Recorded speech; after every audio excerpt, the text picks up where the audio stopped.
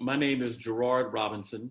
I'm the Vice President for Education at the Advanced Studies and Culture Foundation in Charlottesville, Virginia. I'm also the host of In Character. This show provides me an opportunity to talk to interesting people about interesting things as they relate to education, culture, and society. Recently, I had an opportunity to speak with several winners of the State Teacher of the Year Award about the role of the teacher in student formation. And one of those teachers is with me right now. So let me welcome Kareem Neal. Hi, thanks for having me, Gerard. So my name is Kareem Neal. I teach self-contained special education at Maryville High School in the Phoenix Union High School District. I've taught self-contained high school for 23, and I am the 2019 Arizona Teacher of the Year. For those of us who may not know all we should about about special education, talk to us about what you do every day and what attracted you to that demography. So self-contained essentially means that the students are with you for the majority of the day. My students, they do go to PE and they do have lunch, but they're with me all periods. And typically a student is with me from 9th grade when they come into high school, like regular ed programs. Mm-hmm.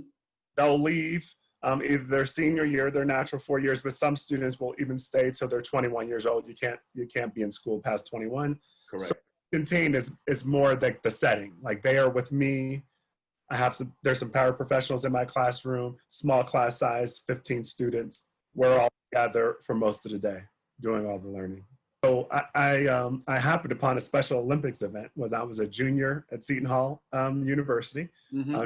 Seton Hall, and I went there and met some athletes. They called me over because I was really tall. Story of my life, I'm 6'7", so a lot of people they're enthralled by the height. So they called me over. I met the athletes, and they were just really authentic, and they were giving me like their true selves, and that was really interesting for a 19-year-old in college when, we talk the same a lot of the times, we walk the same, we dress the same, we try our best to blend in. and these students were, these athletes, because it was an Olympics event, these athletes were like, they were out there just living their truest life. And I was really attracted to that. And I jumped right in after that. Brilliant. You mentioned Seton Hall. You've got roots on the East Coast. You're now in a very warm part of the country in Arizona. Talk to me about not only the students you work with, but the families and the paraprofessionals who support you in the work that you do. So Maryville and our district actually, 100% free reduced lunch. So okay. Socioeconomic would be considered low, and Maryville is kind of one of the tougher areas in Phoenix in terms of perception and in terms of social economic and things like crime rate and stuff like that. However, the school is it's truly like a community school in that I think the students and the parents there view it as kind of the safe haven, the home away from home. And so it really feels a lot like a family. And the paraprofessionals in my classroom, actually all 4 of the paras in my classroom are also products of Phoenix Union. I am not, we talked about that, but moved to Phoenix. I live in Phoenix. And so it's really a great type of situation in that, we have gotten to learn the community so well, from whether it be people who are in the community saying this is what the community is about. And then me and my classroom making sure we are out in the community as much as possible. So I had a tougher time connecting with them. There's many language gaps. I have a lot of speaking first homes, and particularly since actually online teaching, once the kind of COVID came and we went to virtual, made some really strong relationship with the parents in my classroom too. So I think kind of our community is being completed, but it's really great. Yeah. So much of teaching is inside the classroom, but things also take place outside. This may or may not relate to your students, but I see you have on an Alabama State shirt. I'm a graduate of HBCU, Howard University, a big supporter of HBCUs, particularly our public and private. Talk to us about what you do with students when you're not in Phoenix. So yeah, I have the Alabama State shirt because I'm part of the Phoenix Union Black Alliance, and so it's an organization of the educators in Phoenix Union, headed by Mr. Eric Kemp. He is a principal of one of the schools in our he's the president, I'm the vice president. And so we actually took a large group of students we actually have done it several times, but I went on the trip in the fall of 2019 to visit HBCUs so they can feel that culture, they could feel that that oneness, they could see what they don't get to see too often when they're looking at TV. When people are speaking about them, telling them what it is to be Black and Latinx, as opposed to seeing how diverse it is and how varied even the experiences of Black people. Like I think about New Jersey Black folks compared to Phoenix Black folks is a big difference, Yeah. And the HBCUs, the beauty of that, I remember we walked on the first campus, which actually was Alabama State. I think that was our first campus. And when we walked on the campus, it was like the person who guided us, she was a young Black woman who, for me, she was from the South, but she was really studious. She was in stuff like that. And it was just it was nice to see, wow, that's a different kind of vibe. And then we, of course, moved and we had lunch at the cafeteria, and some students came and spoke, and it was like, it was a Black person from the Northeast who I immediately connected with, like, oh yeah, like sounds a lot like I did when I was young and dressed a lot like I did, Right. But it's really interesting, people from the South, that the white students who were at the HBCUs, and it was really great for them to see this world that is not the stereotypical world you hear. And it was great seeing them talk to counselors who were saying things like, I know what your GPA is. How about we talk and work through some things, as opposed to you just number on the paper. Let's see what you're about and see if you will be a fit into our university and our culture. It was amazing, man. And it made me regret not going, although I didn't really have a choice. My parents wanted me to go to school in New Jersey, and so that was basically how I was going to get down. And there was no HBCU there. Yeah, I actually went on similar when I was in high school. That was like, I want to go to Hampton or Howard because it's all the Black folks are there and all the partying. And I was I grew up around all Black people. Right. But my experience was great at Seton Hall. Though I can't complain. Absolutely. You get the phone call that you're going to be a teacher of the year for where you are. And most people in Arizona may never get a chance to meet you. Walk us through the process of getting the first, hey, do you want to apply, to hearing the announcement, you are the teacher of the year? Yeah, so it's quite a process, actually. I was at a conference. I actually did this conference, me, and I had a co-presenter, Mike Vargas. Shout out to Mike. And so we presented on kind of how to make how to decenter educational spaces, essentially. Okay. We talked a lot about how, the discipline disparities, the numbers with Black students, women students, girl students. And so it was a really interesting project, and somebody saw it, and they saw me presenting and said, you know what, I want to nominate you for Arizona Teacher of the Year. And I was like, Arizona Teacher of the Year? 66,000 teachers in Arizona. You sure? You need a resume or something? And so basically that's the start of the process. Somebody nominating you. And then Arizona Educational Foundation, who runs the Teacher of the Year in Arizona, sometimes it's a state, but this is a foundation, Arizona Educational Foundation. Okay.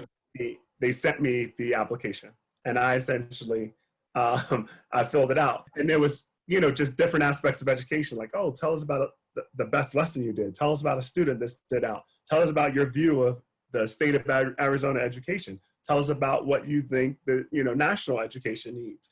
It was just really complex, really different. And I remember thinking, man, like, I didn't think about a lot of these things, whether or not I get it. It was a really great process, you know? And so it took me a while to fill that out. And then they essentially called the top 10. They called the top 10 and they told them, all right, you made it into the top 10. Now you have to come in and interview with a panel of 14 people. You kind of sit there around you and they throw questions at you for an hour. And then you send them a teaching video for 15 minutes. So they watch that while you're there. So they watch your teaching video. Okay. And they give questions for like an hour. And then at the end, they give you a topic and they say to do an impromptu speech. So they essentially say, all right, we want you to speak about this.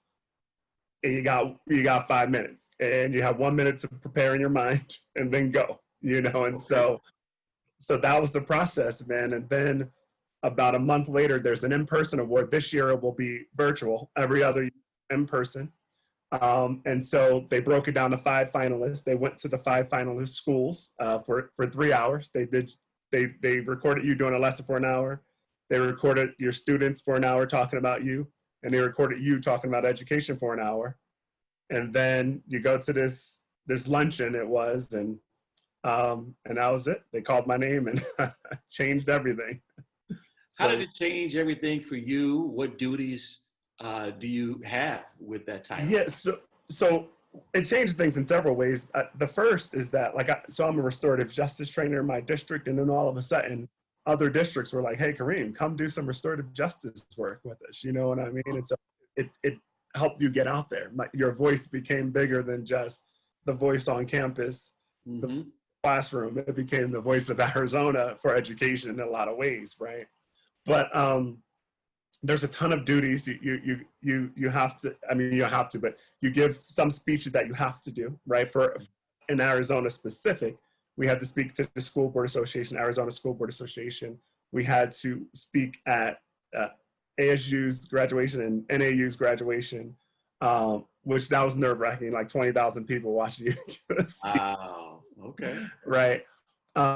So those kinds of things. And also you have to do the trips that CCSSO, which is kind of the organization that runs national.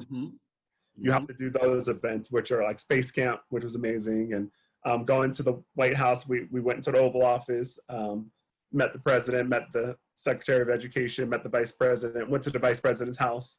We got to go on the Hill, meet some Congress people. We had a chance to, if we were able to make some connections out there, do that. So I had a meeting with John King and Ed Trust. So different things like that. And then we had a policy one in Colorado and in New Jersey for the testing people. And then we went to TEDx to do TED Talk. 3 of a cohort did TED Talks. Oh, okay. The national championship football game, which was our last thing together. Okay. So it was like the Clemson and Alabama? Louisiana State. Oh, LSU. Oh, 219, yeah. Which was amazing because it was in New Orleans. Right. In New Orleans. And so the city was rocking. It was a good time. So that was like the year of the events you had to do. But then basically people would kind of contact me, or they contacted Kim Graham, who is the person who runs the Arizona Educational Foundation, to say, hey, can Kareem speak at this place? Can Kareem come to this place and do his restorative thing, whatever it was? And that was just happening through the year. And so that the foundation paid for a permanent sub for me. So I still that year, but whenever I missed, that person came right into my classroom and took over. Same person, Mr. Arbijo, he was amazing. And so every time I was out, he came in, which was essentially close to 2 days a week on average, I would say. Yeah. So you were on the road a lot. On the road a lot. And a lot of times traveling in Arizona, of course, which was great. It was really, I was like, oh, I'm seeing a rural school. I have never seen a rural school in my life. You know what I mean? And so right.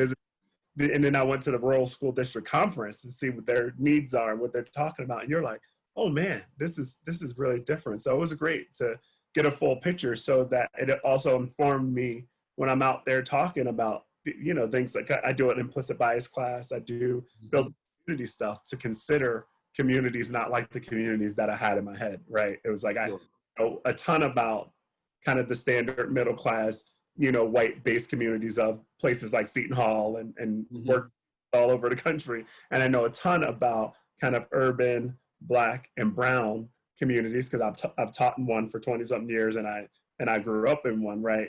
But I know a lot about rural towns and schools at all, and their needs, and how their needs align a lot of times with a lot of those urban districts. Absolutely. So it's really the kind of experience you wish that all teachers can have. Obviously they can't, but it would be nice if all teachers could at least have a taste of that. Just traveling around, seeing different students, different campuses. It just helps your worldview. It helps your, just like traveling. When you travel to other countries, it helps your worldview so much. And I think when you have a different view of like education and I was going to the state capitol and talking to the state superintendent, Kathy Hoffman, a lot about education. And it's the kind of thing that's invaluable in kind of informing your practice going forward. Well, from all the things that you shared tonight and in the other times we've been together, I'm very clear why you're Teacher of the Year. So thanks so much for sharing that with us. Also, thanks for the particular demography you work with in our school system, often overlooked. And for the 20 plus years you spent in the classroom, approximately 2% of all teachers are Black men.